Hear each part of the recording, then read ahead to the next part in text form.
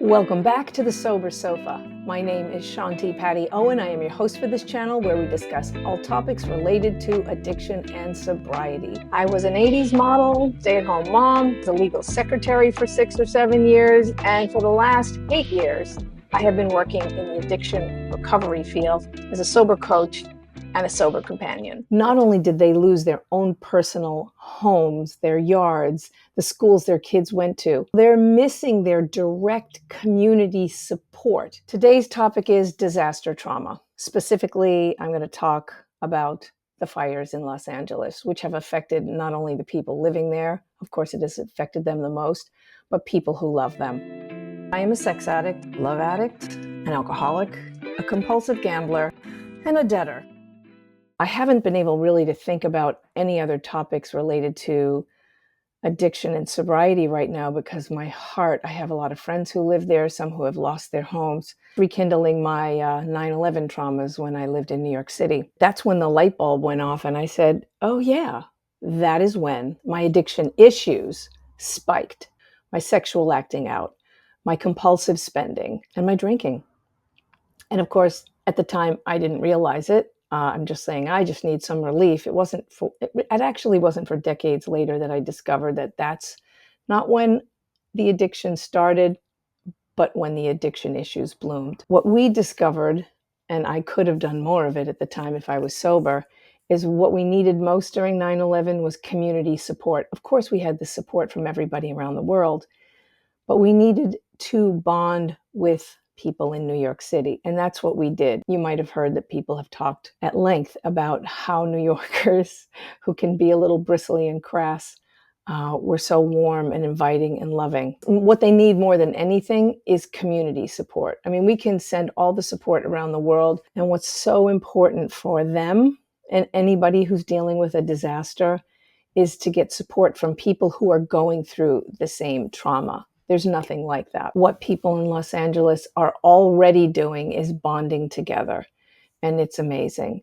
Now, here is how the trauma that I experienced during 9/11 and these fires in Los Angeles are different. Now, you might say that 9/11 was worse because we lost over 3,000 people, and the deaths up with these fires are much less. But in my opinion, what people are going through in Los Angeles right now with these fires, in one way, it is more traumatic because they have lost their entire neighborhood. I've watched interview after interview of people who have lived in those communities their entire life. Not only did they lose their own personal homes, their yards, the schools their kids went to, but they had family living up the street, down the street, around the corner. And what happens during a disaster like this is that people have to flee their homes, whether it's a hurricane, whether it's a flood or a fire. They can't even be in their space. So they're missing their direct community support.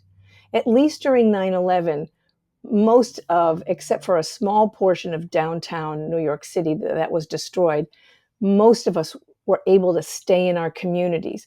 We hung out at cafes. We kept talking about it over and over again. We needed to do that.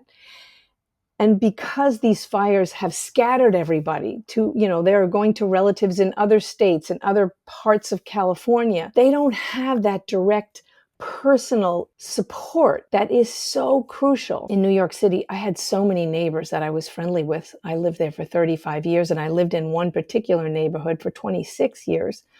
Now, there were people that I just was used to seeing on the regular every day, or at least every week. I didn't have their phone numbers, but there were people that meant a lot to me.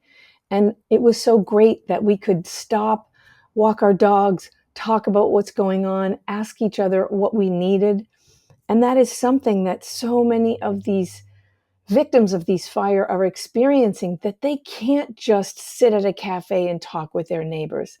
My heart just bleeds for what's going on for these people. So how it relates to addiction, which I spoke about earlier, if people have a tendency towards addiction issues, the addiction issues can really spike at this time. If you notice your loved ones are starting to drink more, smoke more pot, take more drugs, gamble more, act out sexually, whatever kind of addiction you think might be going on with them, please try to just reach out to them, give them lots of love, ask them what they need. If they're not too opposed to or angered by your suggestion to look into 12-step programs for addiction issues, you can very, very gently suggest they take a look into this area. I want to thank you all for being a part of the Sober Sober. Thank you so much for subscribing to my channel, for hitting the bell notification and thumbs up to my videos. Thank you so much for being here. It means a lot that you guys reach out to me. I know that addiction issues have a stigma and a lot of people don't want to publicly talk about it. I totally get it.